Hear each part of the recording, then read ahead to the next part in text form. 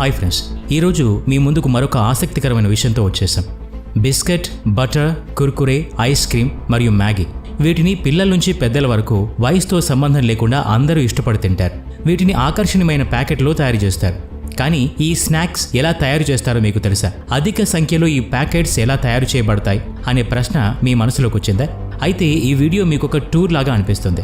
ఎందుకంటే మనం ఈరోజు ఈ స్నాక్స్ తయారు చేసే ఫ్యాక్టరీస్ని మరియు వీటి తయారీ విధానాన్ని చూడబోతున్నాం. Amul butter, pav bhaji, dal makhani, butter chicken లేదా పన్నీర్ బటర్ మసాలా ఏదైనా సరే వీటి యొక్క రుచిని అమోఘంగా మార్చేస్తుంది అమూల్ బటర్. ఈ వెన్నను ఫ్యాక్టరీలో ఏ విధంగా తయారు చేస్తారో తెలుసుకుందాం.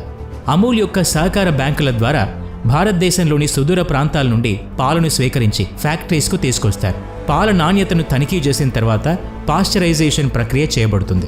ఆ తర్వాత సపరేషన్ చేయబడుతుంది. ఈ ప్రక్రియలో పాల నుండి ఫ్యాట్ని వేరు చేసి తర్వాత వెన్న తయారు చేయబడుతుంది. ఈ క్రీమ్ని మెచ్యూర్ చేయడానికి 8 గంటల వరకు నిల్వ చేస్తారు.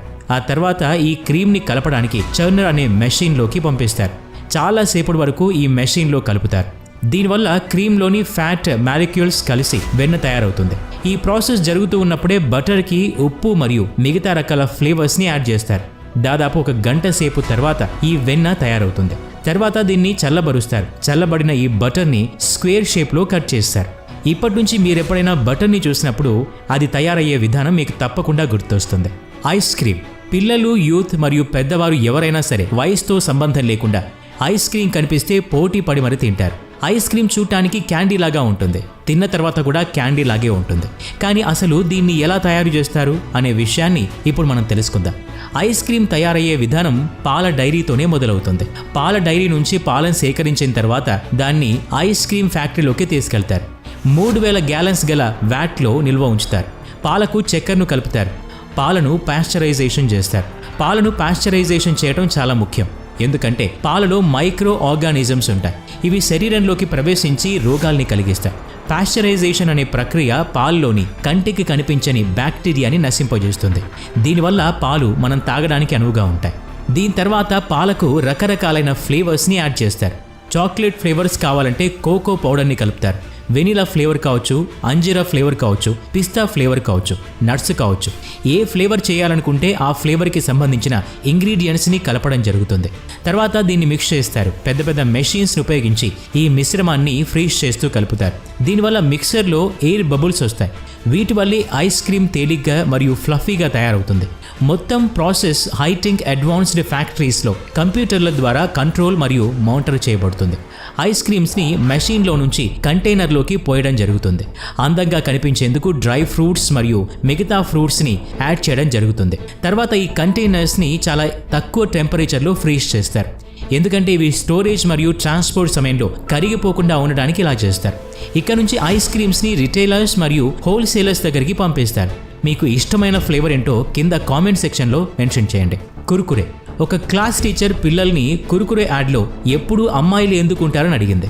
ఒక అబ్బాయి దీనికి సమాధానంగా, ఎందుకంటే ప్రపంచంలోని ఏ అబ్బాయి కూడా కుర్కురే యొక్క ఐకనిక్ ట్యాగ్ లైన్ని చెప్పలేరు కాబట్టి అన్నాడు. 1999లో మొదలైన ఈ బ్రాండ్ మెల్లిమెల్లిగా మన స్నాక్ టేబుల్పై ఫరెవర్గా మారింది.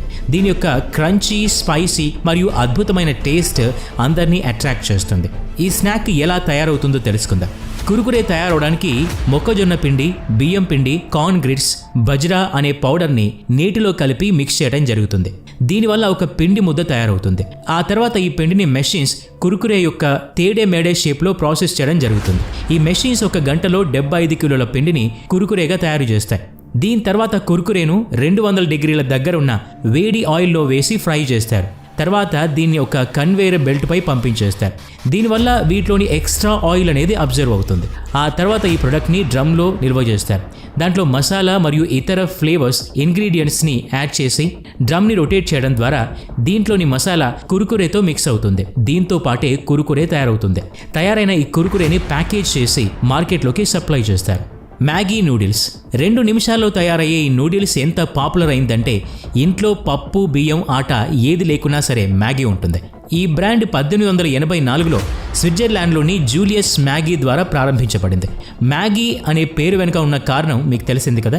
1947లో నెస్లే ఈ కంపెనీని కొనేసింది. మన దేశంలో ఈ ప్రొడక్ట్ హిమాచల్ ప్రదేశ్లోని ఒక ఫ్యాక్టరీలో తయారు చేయబడుతుంది. దీని తయారీలో మైదా, చక్కెర, ఉప్పు, పామాయిల్, మోనోసోడియం గ్లూటమేట్ అనే హానికరమైన పదార్థంతో పాటు అనేక రకాలైన మసాలాల్ని కూడా ఉపయోగిస్తారు. అన్నిటికంటే ముందు ఒక మెషిన్లో మైదా మరియు నీటిని కలిపి ఒక పిండి ముద్దను తయారు చేస్తారు. తర్వాత మెషిన్ సహాయంతో పల్చగా చేసి మ్యాగీ షేప్లోకి చేస్తారు. తర్వాత వీటిని స్లిట్టింగ్ మెషిన్లోకి పంపించి వీటిని స్ట్రిప్స్లా కట్ చేయడం జరుగుతుంది. తర్వాత దీన్ని 100 డిగ్రీ సెల్సియస్ టెంపరేచర్లో 5 నిమిషాల వరకు ఉడికిస్తారు. దీని తర్వాత మ్యాగీ నూడిల్స్ యొక్క ఫేమస్ స్క్వేర్ షేప్లో కట్ చేస్తారు. తర్వాత వీటిని మళ్ళీ 140 డిగ్రీల సెల్సియస్ ఉష్ణోగ్రతలో వేడి చేస్తారు. దాంతోపాటు కొద్దిగా ఫ్రై కూడా చేస్తారు. తర్వాత చల్లబరిచి మసాలాను జోడించి ప్యాక్ చేస్తారు. మసాలా లేకుండా మ్యాగీ తింటాం అంటే ఉడికిన పిండిని తిన్నట్టుగా ఉంటుంది. కానీ ఈ మసాలా కూడా ఎలా తయారవుతుంది? ఎగ్జాక్ట్ ఇంగ్రీడియంట్స్ ఏంటో పబ్లిక్కి కంపెనీ రివీల్ చేయలేదు. వారు ఈ విషయాన్ని గోప్యంగా ఉంచారు. వీటిలో ఆనియన్, అల్లం, వెల్లుల్లి పొడి మరియు చాలా రకాలైన స్పైసెస్ని యాడ్ చేస్తారు.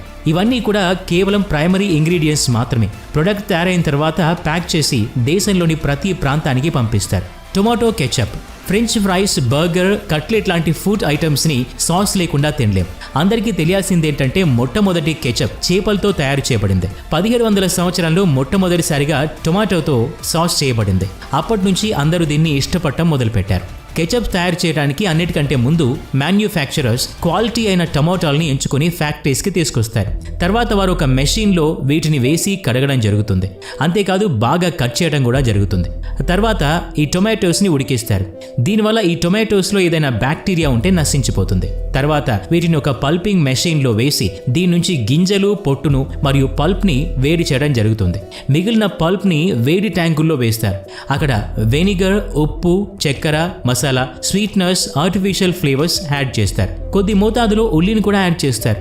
ఈ మిశ్రమాన్ని రొటేటింగ్ బ్లేడ్స్ ఉన్న మెషిన్లో వేసి కలుపుతూ 30 నుంచి 40 నిమిషాల వరకు ఉడికిస్తారు. తర్వాత దీన్ని ఒక జాలి ఉన్న మెషిన్లో వేసి చెత్త ఏదైనా ఉంటే వేరు చేసి ట్యాంకుల్లో నిల్వ చేస్తారు. ఈ ట్యాంకులను కెచప్ యొక్క టేస్ట్ పాడవకుండా చల్లబరుస్తారు. ఈ ట్యాంకుల్లో నుంచి ఈ మిశ్రమాన్ని బాటిల్లోకి నింపే మెషిన్లోకి పంపిస్తారు. బాటిల్లో నింపిన తర్వాత వీటిని ప్యాక్ చేసి లేబుల్ అంటించి మార్కెట్లోకి పంపిస్తారు. ఈ ప్రాసెస్ పూర్తి కావడానికి 2 నుంచి 3 గంటల సమయం పడుతుంది. తయారైన ఈ కెచప్తో పిజ్జా, ఫ్రెంచ్ ఫ్రైస్, మీకు ఇష్టమైన వాటిని తినొచ్చు. పార్లేజీ, ప్రపంచంలో పిజ్జా, బర్గర్, ఫ్రెంచ్ ఫ్రైస్ లాంటివి ఎన్ని ఉన్నా టీతో పార్లేజీ బిస్కెట్స్ని తింటే చాలా బాగుంటుంది. చాలా మంది ఇప్పటికీ పార్లేజీ బిస్కెట్స్ యొక్క టేస్ట్ని మరవలేరు. దీన్ని మీరు మాత్రమే కాదు, మీ తండ్రి గారు, మీ తాతగారు అందరూ తింటూ పెరిగిన వారు దీన్ని తయారు చేసేటప్పుడు చూడలేదు.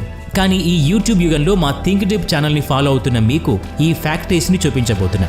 ఈ బిస్కెట్స్ని తయారు చేయడానికి ముందుగా సప్లయర్స్ నుంచి రా మెటీరియల్ని కొనుగోలు చేస్తారు. రా మెటీరియల్ వచ్చిన తర్వాత ఒక ల్యాబ్లో దాని యొక్క క్వాలిటీని చెక్ చేయడం జరుగుతుంది. క్వాలిటీ చెక్ చేసిన తర్వాత స్టీవెన్ మిక్చర్ అనే పేరు గల ఒక శక్తివంతమైన మెషిన్లో మైదా, చక్కెర, vegetable oil, milk solids, salt emulsifiers, invert syrup వేయడం జరుగుతుంది. తర్వాత వీటిలో నీటిని పోసి కలుపుతారు. పిండి తయారైన తర్వాత మౌల్డర్ అనే పేరు గల మెషిన్లోకి పంపడం జరుగుతుంది. ఇది పిండిని బిస్కెట్ యొక్క ఆకారంలోకి ఒత్తుతుంది. ఇక్కడే ఈ బిస్కెట్ల పైన పార్లేజీ అనే పేరును ముద్రిస్తారు. ఈ ప్రక్రియ తర్వాత బిస్కెట్లను 160 అడుగుల పొడవైన ఓవెన్లో 360 డిగ్రీ సెల్సియస్ వేడి దగ్గర బేక్ చేస్తారు. తయారైన ఈ బిస్కెట్లను కన్వేయర్ బెల్ట్ పైన 6 నుంచి 10 నిమిషాల పాటు ఉంచుతారు. ఈ ప్రక్రియ వల్ల బిస్కెట్లు నెమ్మదిగా చల్లబడతాయి. అక్కడ నుంచి బిస్కెట్లను కౌంటింగ్ యూనిట్కి పంపిస్తారు. అక్కడ వీటి యొక్క క్వాలిటీని చెక్ చేసి లెక్క పెడతారు. ఈ బిస్కెట్లను ర్యాపింగ్ మెషిన్లతో ప్యాక్ చేయడం జరుగుతుంది. పార్లేజీ యొక్క 100 గ్రాముల ప్యాకెట్లో 16 బిస్కెట్స్ ఉంటాయి. ఒక బ్యాగ్లో 24 బిస్కెట్ల సెట్ ఉంటుంది. వీటిని హోల్సేలర్స్కి పంపించడం జరుగుతుంది. అక్కడ నుంచి ఇవి మీ ఇంటికి వచ్చి మీ ఛాయ్తో పాటు తినడానికి సిద్ధంగా ఉంటాయి. ఈరోజు మీరు చాలా ప్రొడక్ట్స్ గురించి, తయారీ విధానాల గురించి తెలుసుకున్నారు. దీంట్లో మీకు ఏది బాగా అనిపించిందో కామెంట్ చేయండి. వీడియో నచ్చినట్లయితే లైక్ చేయండి, షేర్ చేయండి. ఇలాంటి మరిన్ని వీడియోస్ కోసం ఈ ఛానల్కి సబ్స్క్రైబ్ చేసుకొని బెల్ ఐకాన్ మీద క్లిక్ చేయండి. నెక్స్ట్ వీడియోలో మళ్ళీ కలుద్దాం. Thanks for watching.